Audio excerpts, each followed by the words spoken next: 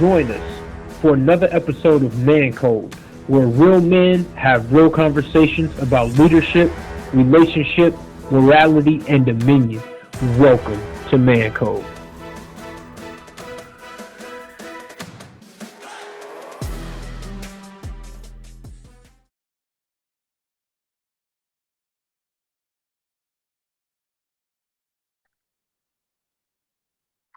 Well, hello, viewing audience. We want to welcome you back to the Man Code Conversation.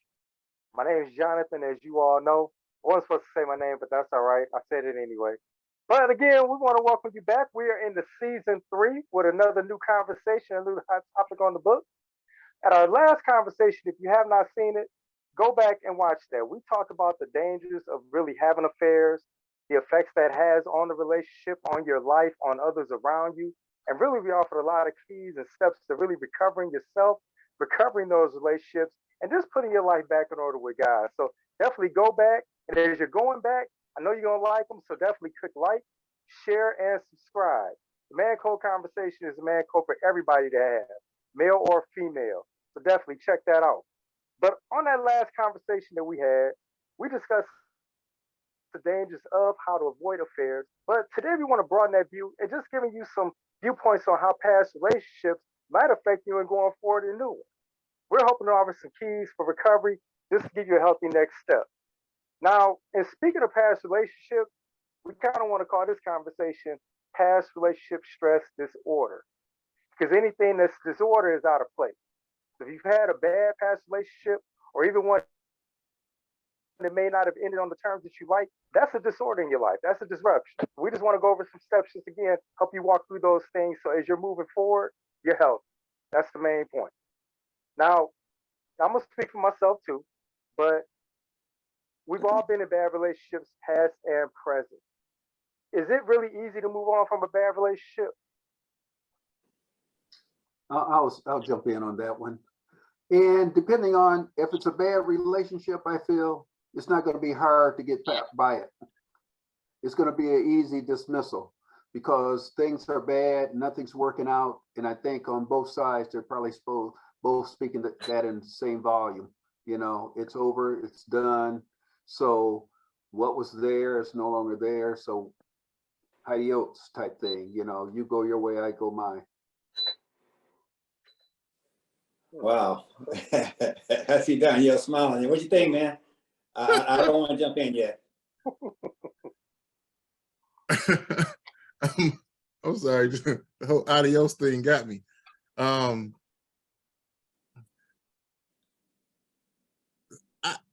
haven't had, I've had relationships end, and they've ended for various reasons, but they're all basically, I'm still in good standing with those individuals. And I think it's how you end a relationship. I think you can end a relationship and all parties realize, okay, this is the end of this thing. You know, it's run its course. I think that's kind of what Elder Fant was, you know, just sharing a second ago too. So obviously that doesn't always happen. You know, so, you know, I think my short answer is yes. I think you can end a relationship, a bad relationship, at least walk out of it, even though it was bad, and it'd be a good standing. I got a couple different thoughts on that. I would say, first of all, yeah, it is, it can be difficult and sometimes it can be easy, but let me start with the difficult aspect. Even if you've been in a bad relationship, I think it depends on the level of emotional attachment that you have there, because you still got that connection with the soul tie and all that. You're heavily involved. You may, even though the relationship is bad, you may not want it to end and those types of things. So yeah, it can be very difficult because you may be the one that's been kind of, even though it's bad, you might be the one that's trying to hang in there and say, hey, you know, and just so caught up that you don't want to leave. And so that would make it tough on you too.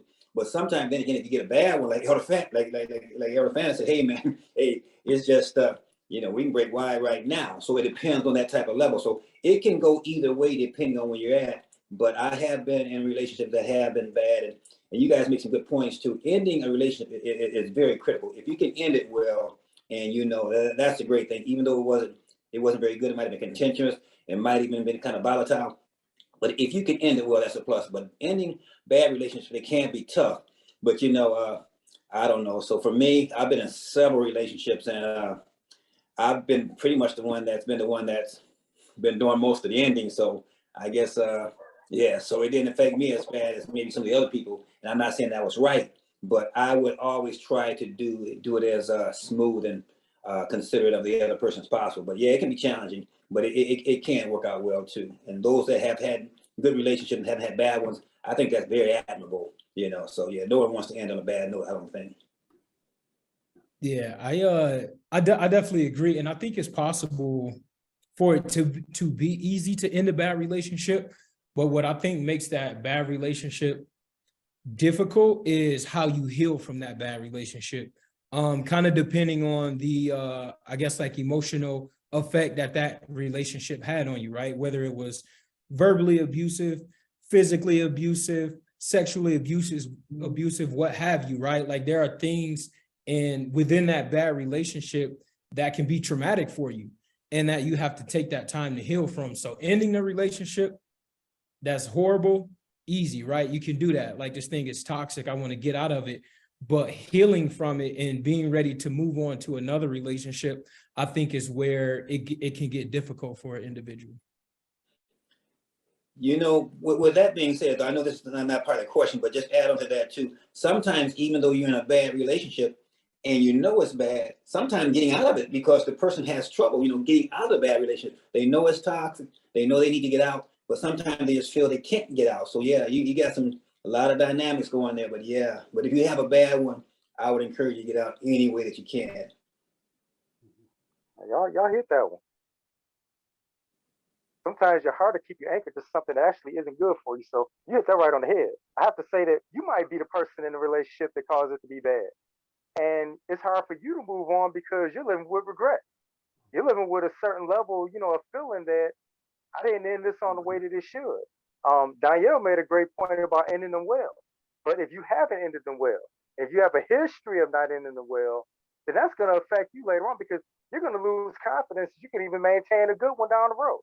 So again, the way that you balance that, I think that's the most important thing.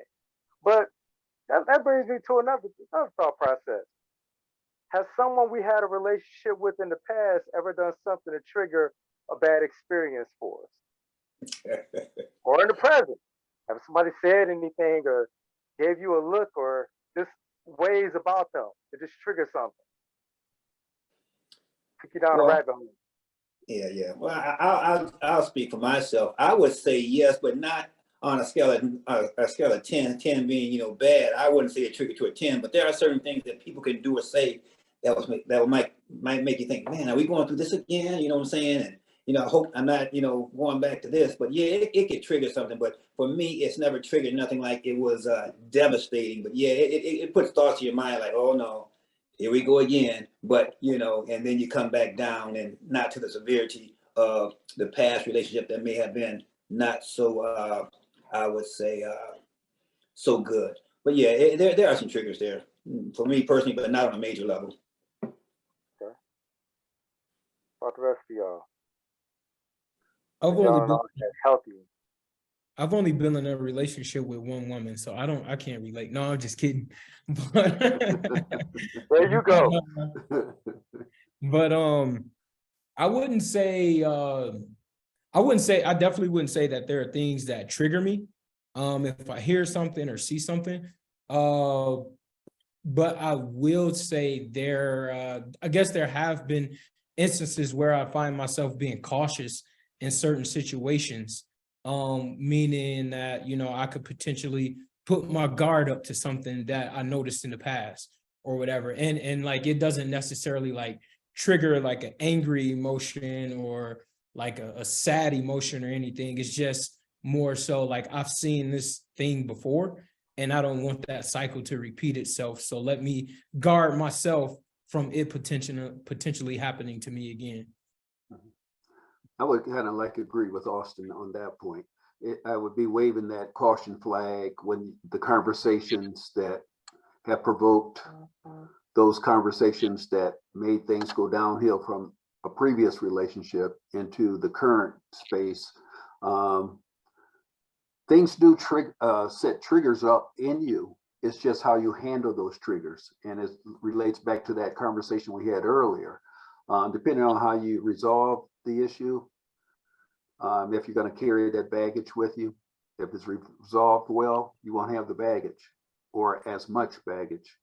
But there can be some things that may have you walking with caution. Yeah, I think I think if anything, I have taken from previous relationships how I'm going to walk into the next one. Like for instance, been cheated on. So in the new relationship, I let it be known I'm not trying to be with nobody who don't want to be kept. Let's just have that out there. Just let me know. You ain't got to worry about cheating on me. You could just let me know, you know what, this is kind of run this course. I'm good. I'm just not in it to be in a relationship where I'm not wanted. I mean, that's really like the long and short of it. I'm not that emotionally insecure to be able to sever a relationship with someone and move on to something else, because the reality of it is that, who wants to be in a relationship with somebody when you're trying to make them like you or make them love you, or make them desire you. I mean, that's more work than I'm really in for, what I'm saying? It's just not worth it for me. So going into relationships, that's just basically some things that I've taken from one and put into others. Is like, okay, let me just let them know up front, these are deal breakers for me, because I'm not trying to have the same experience that I had before. That's good, man, because I haven't really heard too many people talk about just laying their cards on the table up front. So viewing audience, y'all take some notes on that one. He just dropped a good one, something I never would have thought of. I should have been knowing Danielle about 30 years ago. I would have been much better off. But at the same time, yes, triggers can bring up a lot of things, and like Austin pointed to, they just really bring up defensiveness. They just bring up walls and things that you may have built up in the past to kind of shield you from letting somebody get too close. So the main thing is uncover those things, unpack them. If you with somebody that, hey, they doing something that you kind of see, maybe have that conversation with them. If you're serious about being with somebody, then you need to be serious about being open with them too. Now that's a total different conversation in itself. So I'm just gonna leave that one right there, but that's real talk. Yeah. But let's keep on this. Now, have we ever brought expectations from one relationship that we had into another one? And how'd that go? Let's say you used to somebody doing a certain thing or being a certain way, and then you kind of, not that you wanted to carbon copy or a clone, but you just maintained a certain expectation level that I wanted. Like, how'd that go? It could be anything. Don't have to be sex. It could be anything.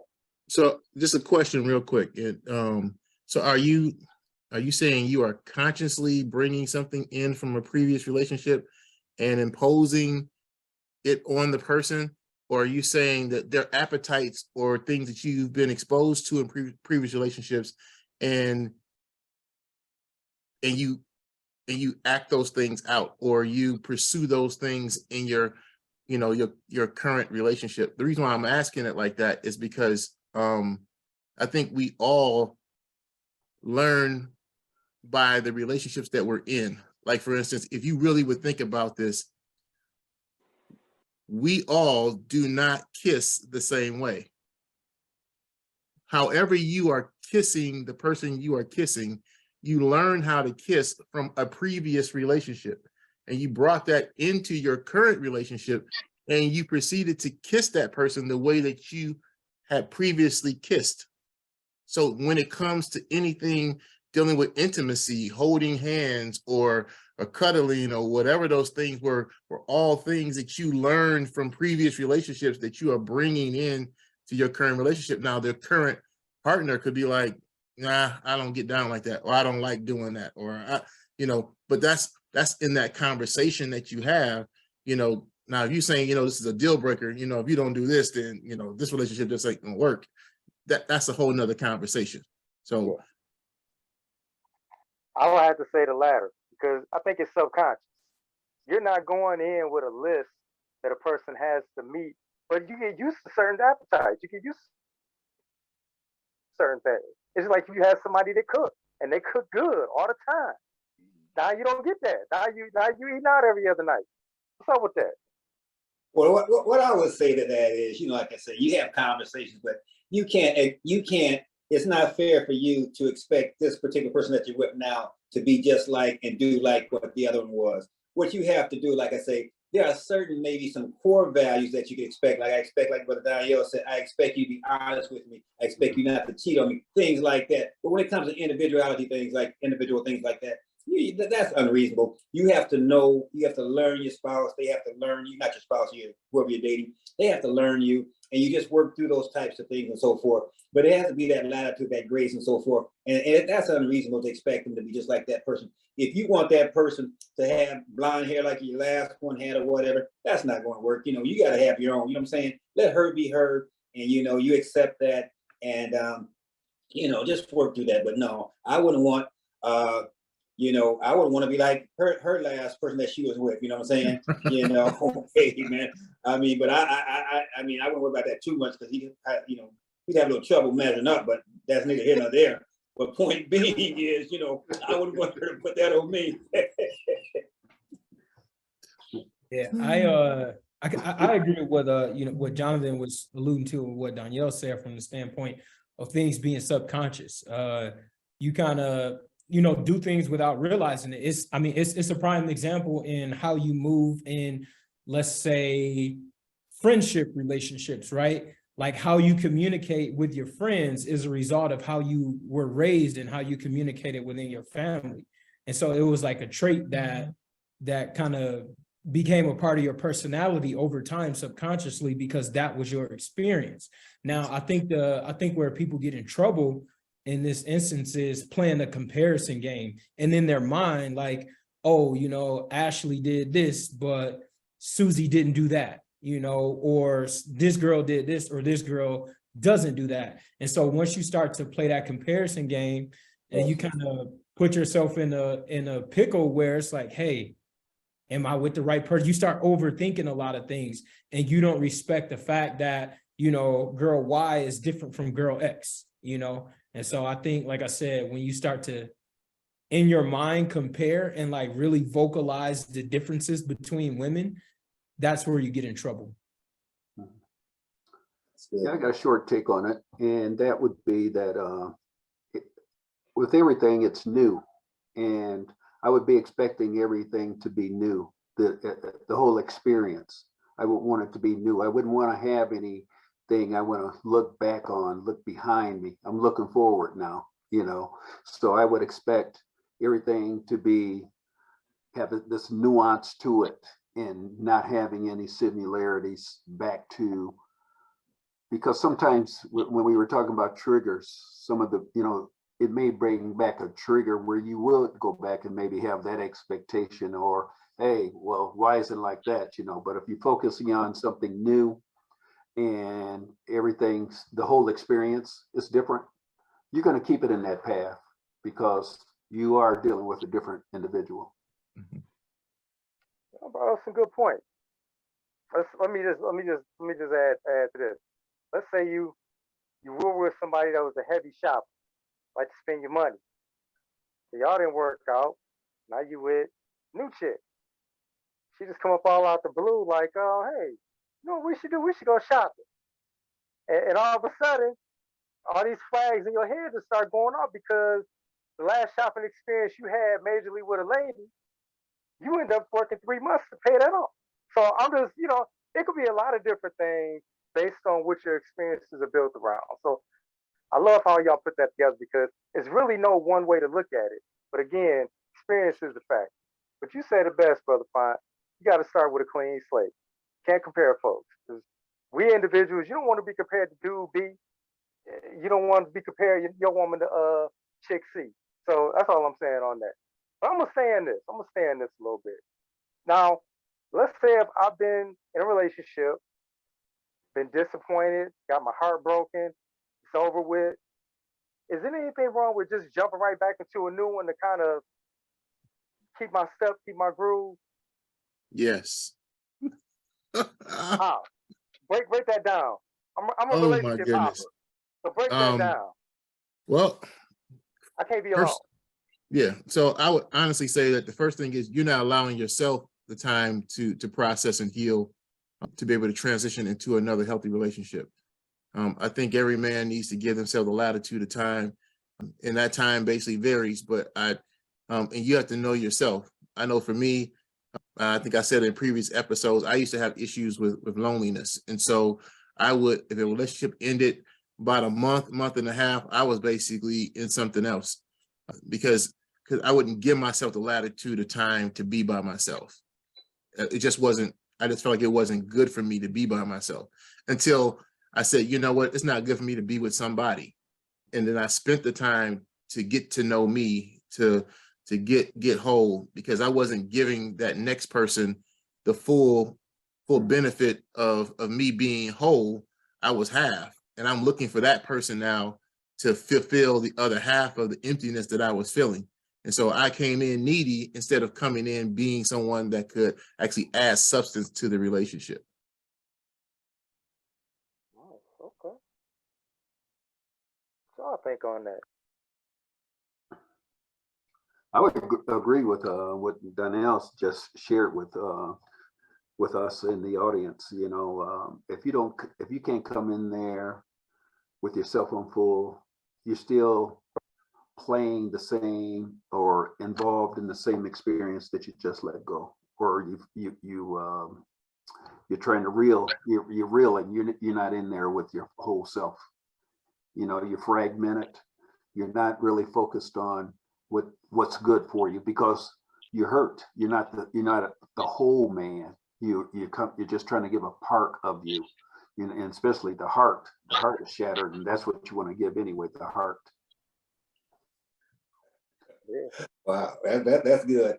Yeah, definitely. You want to be healed before you go into a relationship because you don't want to bring that XX baggage too. But there's a lot of dynamics and a lot of variables that take place too. You know, yeah. But ultimately, you want to be healed. You want to be healthy. You want to be whole.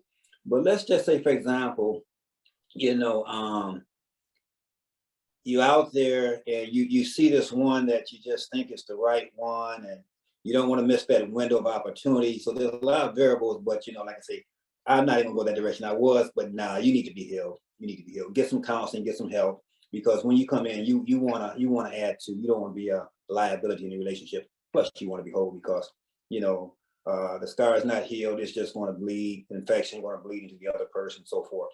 But you know, yeah. So that's my answer there. Pastor Malcolm, I honestly would say that I did that. You know what I'm saying? As far as pursued someone when I wasn't in a healthy place.